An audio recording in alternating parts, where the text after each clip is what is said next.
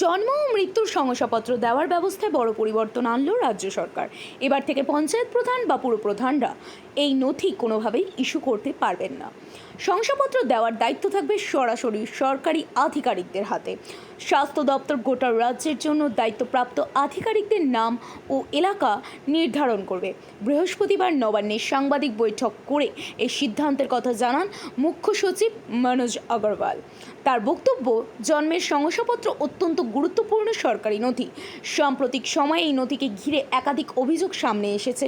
বিভিন্ন জায়গায় ভুল তথ্য, জাল শংসাপত্র এবং অনিয়মের অভিযোগ পাওয়ার পরেই ব্যবস্থা বদলের সিদ্ধান্ত নিয়েছে।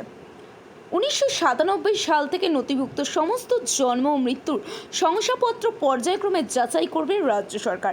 যাচাইয়ের ভিত্তিতে একটি পূর্ণাঙ্গ তথ্য ভাণ্ডার তৈরি করা হবে। পরে সেই তথ্য ভাণ্ডার কেন্দ্রীয় সরকারের সংশ্লিষ্ট পোর্টালের সঙ্গে যুক্ত করার পরিকল্পনা রয়েছে। প্রয়োজনে বাড়ি বাড়ি গিয়ে সমীক্ষাও চালানো হবে বলে জানিয়েছে প্রশাসন। Bureau report, news super. ঠিক আছে, সিরিয়াল নম্বর 92 272